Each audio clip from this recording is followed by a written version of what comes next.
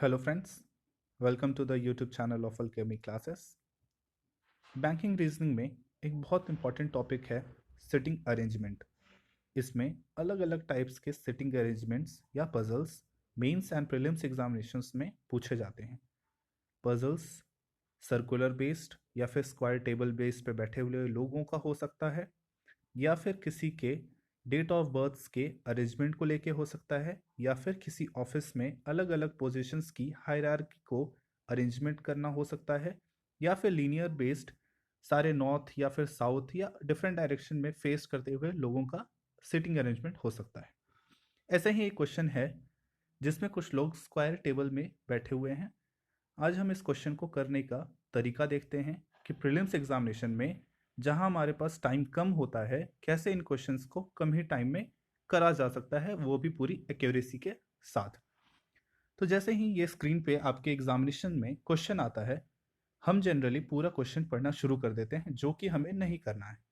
हमें यह ध्यान रखना है कि इस पजल्स में कुछ कीवर्ड्स हैं जिन पे हमारा ध्यान पहले जाना चाहिए, वो हाईलाइट होने चाहिए, जिससे हम इस पजल का लेआउट तैयार कर सकें। तो देखते हैं वो क्या है। मैंने यहाँ पे कुछ हाईलाइट किए हैं। वो हैं 8 persons, square, corner, middle, corners are facing outside, others are facing towards the centre. ये हैं इस पजल के बेसिक लेआउट का कीवर्ड। मतलब इनको पढ़ के मैं इस पजल का बेसिक डायग्राम या फिर लेआउट बना सकता हूँ। बाकी जो चीज़ें इसके ऊपर गिवन है वो इतना इम्पोर्टेंट नहीं है, वो हमारे पजल में कुछ ज़्यादा रोल नहीं कर पाएंगे। जैसे ही मैंने इस इंफॉर्मेशन को पढ़ा तो मैंने एक बेसिक लेआउट तैयार कर लिया। वो लेआउट है एक square table. Corners and middles पे लोग बैठे हुए हैं। कॉर्नर्स वाले लोग बाहर देख रहे हैं, इसीलिए उनका एरो बाहर की ओर है। मिडिल पे जो बैठे हैं लोग, उनका एरो इनवर्ड्स है क्योंकि वो अंदर देख रहे हैं।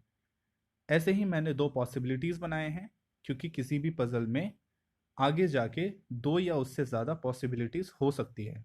तो आप स्टार्टिंग में ही एटलीस्ट दो पॉसिबिलिटीज़ लेके चलें। अब देखते हैं कि जो हमारे पास कंडीशंस हैं उसमें क्या क्या लिखा है। जैसे ही हम कंडीशंस पे आते हैं, आप पूरा फिर से एक बार पढ़ने की कोशिश ना करें, इसे लाइन बाय लाइन पढ़ें। जो चीज़ें गिवन है उसे नोट डाउन करें ताकि आपको वापस क्वेश्चन पढ़ने की ज़रूरत ना पड़े। तो हम यहाँ देख रहे हैं, V is sitting third to the left of T who is facing outward. T who is facing outward, इसका मतलब टी जो है वो बाहर फेस कर रहा है। बाहर फेस कर रहा है इसका मतलब वो कॉर्नर पे होगा। तो मैंने किसी भी एक कॉर्नर पे टी को बैठा दिया। उसके बाद मैं इसके थर्ड टू द लेफ्ट में वी को बैठाऊंगा। जो टी है उसका थर्ड टू द लेफ्ट क्या होगा, चूंकि वो बाहर देख रहा है इसीलिए एंटी क्लॉकवाइज में उसके हम थर्ड पोजीशंस पे जाएंगे, जो कि है ये, जहाँ पे हमने वी को बिठा दिया है। इतने के बाद हमारा पहला सेंटेंस कंप्लीट हो चुका है, हम अब आगे बढ़ सकते हैं। देखते हैं आगे क्या है। W does not sit at any corner of the table. जो W है वो किसी भी कॉर्नर पे नहीं बैठा है। मतलब कहाँ बैठा होगा, वो अब मिडल में बैठा होगा। बट अगेन मिडल में हमारे पास तीन पॉसिबिलिटीज़ हैं और हम उनमें कहीं भी रैंडमली उसको नहीं बैठा सकते। तो हम इस इंफॉर्मेशन को कहीं नोट डाउन कर लेंगे ताकि हमें आगे इसकी जब ज़रूरत पड़े तो हमें वापस क्वेश्चन ना पढ़ना पड़े। तो मैंने नीचे लिख लिया है W is in mid.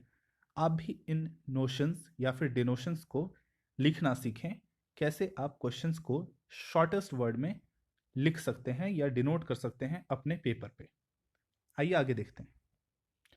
U is sitting third to the left of Q। U जो है वो Q के थर्ड लेफ्ट में बैठा होगा। थर्ड लेफ्ट का मतलब U और Q के बीच में दो लोग होंगे। बट अगेन यहाँ पे पॉसिबिलिटीज़ कई सारे हैं और मैं कहीं भी इन्हें नहीं बैठा सकता, तो मैं इस कंडीशन को नोट डाउन कर लूँगा। नीचे मैंने लिखा है U, दो डॉट दिए हैं, दो डॉट का मतलब दो लोग हैं, और फिर Q। U जो है वो Q के लेफ्ट साइड में है और थर्ड टू द लेफ्ट है। आगे देखते हैं। W is not an immediate neighbour of Q and U। Q और U के इमीजिएट नेबर में W नहीं बैठा है। बट अगेन हमारे पजल में अभी तक ना क्यू आया है, ना यू आया है, ना डब्ल्यू आया है। तो इसे भी हमें एज ए इंफॉर्मेशन ट्रीट करना होगा और कहीं नोट डाउन कर लेना होगा। तो मैंने नीचे लिखा है W cross Q and you, मतलब क्यू एंड यू के आसपास डब्ल्यू नहीं बैठा होगा। ये जो डॉट हैं, क्यू हैं, इन कीवर्ड्स को आपको सीखना होगा, तभी आप शॉर्टेस्ट वे में इन कंडीशंस को अपने पेपर पे नोट डाउन कर सकते हैं एग्जामिनेशन में। आगे है S is sitting third to the left of W. Again S and W के बारे में कोई इन्फॉर्मेशन अभी तक नहीं है, तो हम इसे सिर्फ नोट डाउन कर लेंगे। एस को डब्ल्यू के थर्ड पोजीशन पे रखना है लेफ्ट साइड, इसका मतलब उनके बीच में दो लोग होंगे, जैसा मैंने नीचे नोट डाउन कर लिया है। आगे देखते हैं। P is facing outside. P जो है वो बाहर फेस कर रहा है। बाहर फेस कर रहा है इसका मतलब वो किसी कॉर्नर पे होगा। बट दोनों ही कंडीशंस में हमारे पास तीन पॉसिबिलिटीज़ हैं जहाँ पे पी कॉर्नर पे बैठ सकता है। तो इसे भी मुझे एज अ इंफॉर्मेशन ट्रीट करना होगा और कहीं इसे नोट डाउन कर लेना होगा। मैंने नीचे लिख लिया पी इज इन कॉर्नर। आगे देखते हैं। Q and V are neighbours. Q and V जो हैं वो नेबर्स हैं। मेरे पास वी तो है, तो मैं इसके लेफ्ट या राइट साइड क्यू को बिठा सकता हूँ। मैं पहली कंडीशन में वी के लेफ्ट साइड में क्यू को बिठाता हूँ एंड सेकंड कंडीशन में वी के राइट साइड में क्यू को बिठाता हूँ। तो हमारे पास जो दो कंडीशन मैं लेके चला था उनका काम आ गया। मैंने एक में वी के लेफ्ट साइड बैठाया और एक में राइट साइड। आगे देखते हैं। जैसे ही मैंने क्यू को बैठाया, मेरे पास नीचे जो कंडीशंस मैंने इनिशियली नोट डाउन किया था कि यू जो है वो क्यू के थर्ड टू द लेफ्ट बैठा है, ये हाईलाइट हो चुका है। मतलब अब मैं यू को बैठा सकता हूँ उसकी पोजीशन पे। तो मैं क्यू से थर्ड टू द लेफ्ट जाता हूँ और यू को बिठा देता हूँ। दोनों ही कंडीशंस में मैंने यू को अब बिठा दिया है। आगे है जो क्यू एंड यू है, इन दोनों के नेबर्स में डब्ल्यू नहीं हो सकता। मेरे पास क्यू और यू तो आ चुके हैं, तो मैं अब डब्ल्यू को भी उसकी पोजीशन डिटरमाइन करवा सकता हूँ। पहली कंडीशन में अगर मैं देखूं तो यू के दोनों साइड डब्ल्यू नहीं आ सकता, क्यू के राइट साइड में नहीं आ सकता, तो मेरे पास एक ही पोजीशन बचता है जो है टी के राइट साइड में। तो मैंने वहाँ डब्ल्यू को बैठा दिया। बट सेकंड कंडीशन में हमारे पास दो पॉसिबिलिटीज़ हैं जहाँ पे डब्ल्यू आ सकता है। अब हमें ये डिटरमाइन करना होगा कि इनमें से कौन सा सही है।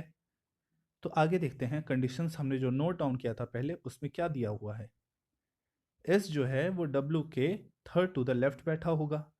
तो पहली कंडीशन में अगर मैं देखूं एस को डब्ल्यू के थर्ड लेफ्ट में बिठाऊं तो यू के लेफ्ट में बैठ जाएगा। बट अगेन सेकंड कंडीशन में मैं दोनों ही डब्ल्यू पे अगर लेके चलूं तो एस को अलग अलग पोजीशंस पे बैठा सकता हूं। तो अभी भी ये डिटरमाइन नहीं हुआ कि एस कहाँ होगा या फिर डब्ल्यू कहाँ होगा सेकंड पोजीशंस में। तो चलिए एक काम करते हैं। जो इनिशियल क्वेश्चंस था, जो मेन क्वेश्चन था, उसे हम पूरा करते हैं और सारी कंडीशंस को एक बार पढ़ के ख़त्म करते हैं। लास्ट लाइन था you and T R not neighbours. पहला कंडीशन तो सही है, बट सेकंड कंडीशन में यू एंड टी तो नेबर्स आ गए हैं यहाँ पे।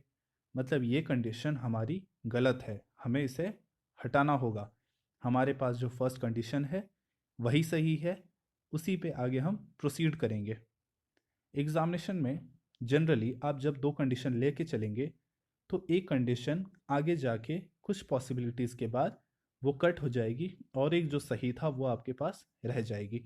बट ये दोनों ही कंडीशन लेके चलना बहुत इंपॉर्टेंट है। इससे आपकी एक्यूरेसी अच्छी रहेगी, आपको वापस क्वेश्चन वापस पढ़ने की ज़रूरत नहीं पड़ेगी। अब आगे देखते हैं। हमारे पास नीचे कंडीशन गिवन था कि पी जो है वो कॉर्नर पे होगा। एक ही पोजीशन मेरे पास कॉर्नर पे खाली थी और मैंने वहाँ पे उसे बिठा दिया है। डब्ल्यू के लेफ्ट साइड में पी को मैंने डिनोट किया। अब सारे बैठ चुके हैं, सिर्फ एक पोजीशन खाली है जो है टी के लेफ्ट साइड में। P Q R S T U V में सिर्फ आर ही बचा है, तो मैं आर को वहाँ बैठाऊँगा और इसी के साथ मेरा पज़ल कंप्लीट हुआ। बहुत ही अच्छी वे में आपने एक एक लाइन करके अपना पज़ल सॉल्व किया है। इसमें आपकी एक्यूरेसी भी अच्छी रहेगी, गलत होने के इसमें कोई चांसेस नहीं होंगे क्योंकि आपने पॉसिबिलिटीज़ भी लिया हुआ था और इससे जल्दी ही और फास्टेस्ट वे में आपका पज़ल सॉल्व हो जाएगा। प्रीलिम्स लेवल में आपको जो भी पज़ल्स आएँ वो ऐसे ही सॉल्व कर रहे हैं।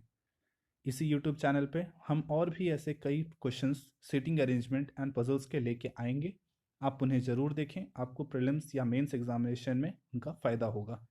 जो कीवर्ड्स हैं, नोशंस हैं, वो भी आप सीखें कि कैसे उन्हें डिनोट किया जाता है, कंडीशंस को कैसे सही वे में लिखा जाता है ताकि क्वेश्चन वापस ना पढ़ें, इस पे आपको ध्यान देना होगा। एंड कैसे पॉसिबिलिटीज़ पढ़ पढ़ के आपको अपने दोनों कंडीशंस में किसी एक को हटाना है, किसी एक को रखना है, ये सीखना होगा। यही पजल होता है और यही शॉर्टेस्ट वे है सीटिंग अरेंजमेंट को सॉल्व करने का। अगर आपको वीडियो पसंद आया हो तो इसे ज़रूर लाइक करें, अपने दोस्तों के साथ शेयर करें, हमारे अल्केमी क्लासेस की यूट्यूब चैनल को सब्सक्राइब करें और बने रहें हमारे